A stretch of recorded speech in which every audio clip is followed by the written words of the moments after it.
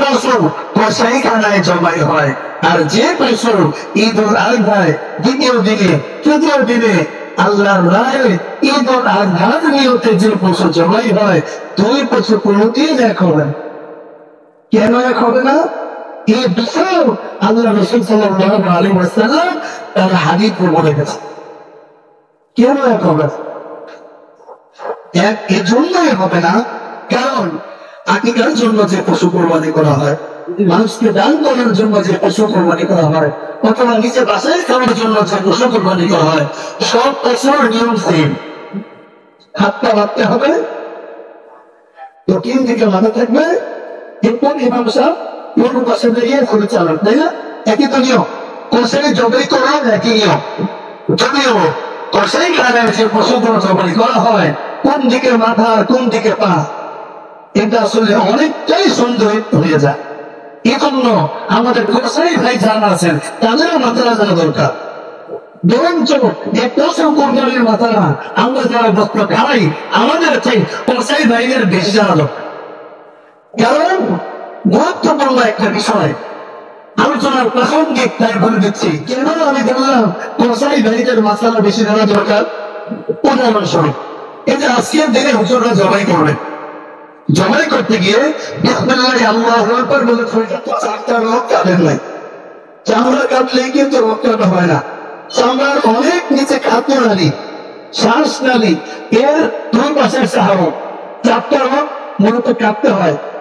তো হুজুর তো রোগ কাটেন নাই, এমন হইতে পারে একটা কাটছেন দুইটা কাটছেন, অথবা শুধু চামড়াটা কাটছেন, এরপরে কষাই বলতেছেন শোনেন আমি জবাই করি বা আমি পোজ দিই। ওই পোজ দেওয়ার সময় আচ্ছা বলেন তো, এখন আসল জবাইকারী কে হলো বলতে হবে, আসল কষাইকারী কে? কারণ চামড়া কাটলে জবাই হবে কোন কিতাবে লেখা নাই। সব কিতাবে লেখা আছে এই যে দুই পাশের দুইটা রক্তনালী, মাঝখানের খাদ্যনালী আর শ্বাসনালী, এই চার লোক কাটতে হবে। তাহলে মূলত এই চার লোক কে কাটলো? কষাই সাহেব কাটলেন। এই কষাই কাটার সময় প্রভু যদি আল্লাহু আকবার আরেকবার না বলে আপনার পশু জবাই হবে,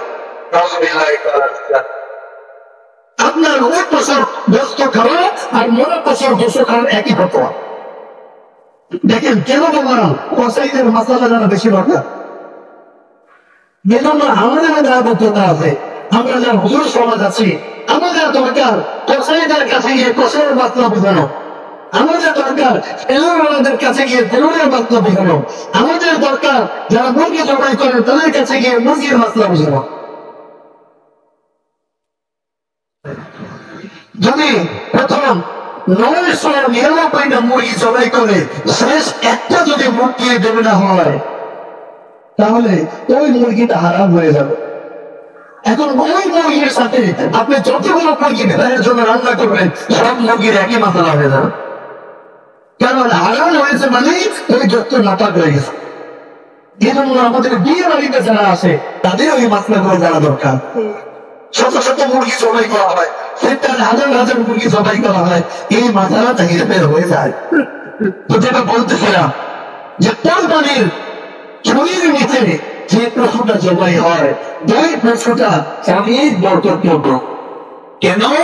আল্লাহ রাসূল বলতেছেন যে কোরবানির পশুর রক্ত মাটিতে পড়ার আগে অন্য কোন পশুর রক্ত পৌঁছে আল্লাহর কাছে?